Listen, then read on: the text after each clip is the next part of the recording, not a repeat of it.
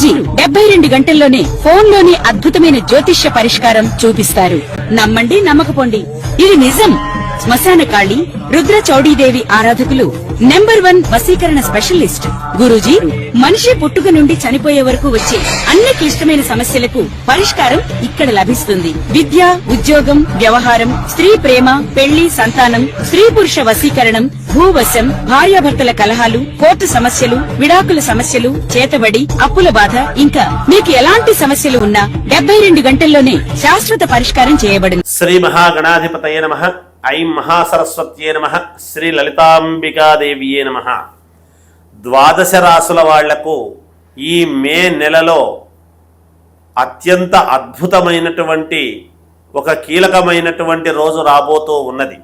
ఎందుకంటే మీ జాతకాలలో శనైశ్వరుడి యొక్క ప్రభావము ఎలా ఉండబోతూ ఉన్నది, శని భగవానుడి యొక్క అనుగ్రహము ఎలా పొందాలి, ఎలా మేలు చేసుకుంటే మీ అందరికీ కూడా జాతకాల్లో ఉన్నతమైనటువంటి దిశకు వెళ్ళగలుగుతారు అనేటువంటి దానికి శనైశ్వరుడి యొక్క జన్మ తిథి, జన్మ రోజు అనేటువంటిది, అంటే పుట్టిన రోజు, అంటే సహజంగా జయంతి, శని జయంతి అనేటువంటిది ఒకటి ఉన్నది. ఎప్పుడు అంటే శాస్త్రములో ఏమి చెప్పింది అంటే వైశాఖ బహుళ అమావాస్య అనేటువంటిది చెప్పినది. శనివారము నాడు అమావాస్య రోజు పుట్టాడు అనేది తెలుస్తూ ఉన్నది. ఆ అమావాస్య నిజంగా శనివారము ఈ మే 15, 16వ తారీఖు కూడా ఉన్నది. 15వ తేదీ ఉదయాననే సూర్యుడు ఉదయించేటువంటి దానికంటే ముందే అమావాస్య వచ్చినది. తర్వాత కూడా 16వ తేదీ మధ్యాహ్నము దాకా కూడా ఉన్నది. మనకు శాస్త్రము ఏమి చెప్పింది, సూర్యుడు ఉదయించినప్పుడు ఏ తిథి అయితే ఉన్నదో అదే తిథే ఆ రోజంతా కూడా చెప్పుకోవాలి అని చెబుతూ ఉన్నది. అందుకని శని ఆదివారాలు చాలా అత్యంత కీలకముగా ఉండబోతూ ఉన్నాయి. నిజానికి శాస్త్ర ప్రకారము శనైశ్వరుడు శనివారము నాడే పుట్టాడు. మరి ఆదివారము కూడా కీలకమవుతూ ఉన్నది. ఆదివారం ఎందుకు కీలకమవుతున్నది? ఆదివారానికి సూర్యుడు ఆధిపత్యం. మరి శనైశ్వరుడు ఎవరు? సూర్య భగవానుడికి సౌజ్ఞాదేవికి, సౌజ్ఞాదేవి సూర్య భగవానుడితో వివాహము చేసుకొని కొంతకాలము కాపురము చేసి మరి యముడు యమున అనేటువంటి సంతానాన్ని పొంది తర్వాత సూర్య భగవానుడి యొక్క వేడికి ఆ సౌజ్ఞాదేవి ఆమె కాపురము చెయ్యలేక ఆ వేడికి సూర్య భగవానుడి దగ్గర, స్వామి మీ వెలుగు లోకానికంతటికీ కావలసినటువంటిదే, కానీ నేను మీ వేడికి తట్టుకోలేకపోతూ ఉన్నాను, మీ ధాటికి నాకు ఏమాత్రము నా శరీరము అందుకు సహకరించకుండా ఉంటూ ఉన్నది, మరి ఏమి నేను చెయ్యాలి అంటే మరి సూర్య భగవానుడు ఏం చేస్తాడు? ఆయన జన్మతః ఆయన వేడి అటువంటిది, ఆయన తీక్షణత అటువంటిది. అగ్నిగోళములాగా భగభగ మండుతూ ఉంటాడు సూర్య భగవానుడు. మరి అటువంటి ఆయన్ను ఆమె పరమేశ్వరుడి గురించి ఒక తపస్సు చేసి ఆ తపశ్శక్తితో ఆమె ఏమి చేసింది, తనలాంటి ఒక ఛాయను అంటే నీడను ఆమె సృష్టించి తనలాగే ఉండేట్టుగా చేసుకొని ఆమెను ఛాయాదేవిగా పెట్టి సూర్యభగవానుడి దగ్గరికి పంపించింది అని మనకు శాస్త్రము చెబుతూ ఉన్నది. ఆ ఛాయాదేవికి అలాగే ఉండేటువంటి దాని వలన సూర్యభగవానుడు ఈమె తన భార్య కాదు అని ఏమాత్రము అనుకోకుండా, కనుక్కోలేకుండా ఆమెతో కాపురము చేసి శనైశ్వరుణ్ణి కనడము జరిగినది. ఆమె ఛాయాదేవి. ఛాయ అంటే నీడ అనేటువంటిది అందరికీ తెలుసు. నీడ ఎప్పుడూ నల్లగానే ఉంటుంది. అందుకనే శనైశ్వరుడు నల్లగా ఉండటానికి గల కారణం అనేటువంటిది మనకు తెలుస్తూ ఉన్నది. ఆ విధముగా సూర్యభగవానుడి యొక్క అనుగ్రహము మనకు కలగబోతూ ఉన్నది. ఆదివారము ఉన్నది అమావాస్య, అలాగే శనివారము నాడు ఉన్నది. మరి ఎవరెవరి జాతకాలలో శనైశ్వరుడు ఎక్కడ ఉన్నాడు, ఏమిటి, ఏ రాశి వాళ్లకు ఎలా ఉన్నాడు, మరి ఏ లగ్నములో పుట్టినటువంటి వాళ్లకు శనైశ్వరుడి యొక్క బలం కలగాలి అంటే మరి శనైశ్వరుడు పుట్టినరోజు మనం ఏమి చేస్తే మనకు మేలు జరుగుతుంది. అలాగే సూర్య భగవానుడి వల్ల దేహపీడాకారకుడైనటువంటి శనైశ్వరుడి యొక్క తాపము తగ్గాలి అంటే సూర్య భగవానుడికి మనం ఏం చేసుకోవాలి? తండ్రికి ఆరోగ్యం భాస్కరాది చేత్తన్నాడు. మరి ఆరోగ్యాన్ని బాగా చూసుకోవటానికి మరి అనారోగ్యముతో ఉండేటువంటి వాళ్లకు మరి ఆదివారం రోజు కానీ శనివారం రోజు కానీ మనం ఏమి ప్రాయశ్చిత్తము చేసుకుంటే మన జీవితాలు మారబోతూ ఉన్నాయి. ఏలనాటి శని ప్రభావం ఉన్న వాళ్ళకు కానీ, అర్ధాష్టమ శని ప్రభావం ఉండేటువంటి వాళ్లకు కానీ, అలాగే శని మహాదశ అని నడుస్తూ ఉంటుంది చాలామందికి. శని మహాదశలో శనివారము నాడు మనము చేసుకునేటువంటి అమావాస్య శనివారము, ఈ చైత్రమాసం, ఈ వైశాఖ మాసము చేసుకుంటూ ఉండేటువంటి ఇదిలో మరి మనకు ఎటువంటి యోగము, మేలు, ఉన్నతమైనటువంటి స్థితిగతులు కలుగుతాయి అనేది ఇక్కడ తెలుస్తూ ఉన్నది.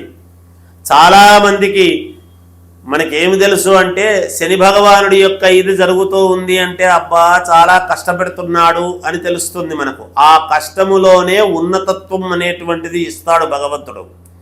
అలాంటిది శనీశ్వరుడి యొక్క అనుగ్రహము మనకు పరిపూర్ణముగా కలగాలి అంటే ఏ రాశి వాళ్ళు ఈ శని ఆదివారాలలో మనం ఏమి చేసుకుంటే మనకు మేలు జరుగుతుంది, ఏ రాశి వాళ్ళు ఎలా చేసుకుంటే మేలు జరుగుతుంది అనేటువంటిది 12 రాసుల వాళ్లకు ఏలినాటి శని ప్రభావం ఉన్నా లేదా సప్తమంలో శని ఉండినా ఎవరికైనా మామూలుగా వాళ్ళ వ్యక్తిగతమైనటువంటి జాతకములో అలా సప్తమ శని ఉన్నా, అష్టమ శని ఉండినా, అర్ధాష్టమ శని అనేటువంటిది ఉండినా, పంచమ శని అని ఉండినా, ఇలా ఎక్కడెక్కడ శని ఉండి ఇబ్బందులు పెడుతున్నాడా యోగదాయకముగా ఉండేటువంటి వాళ్లకు చేసుకోవాల్సిన పని లేదు.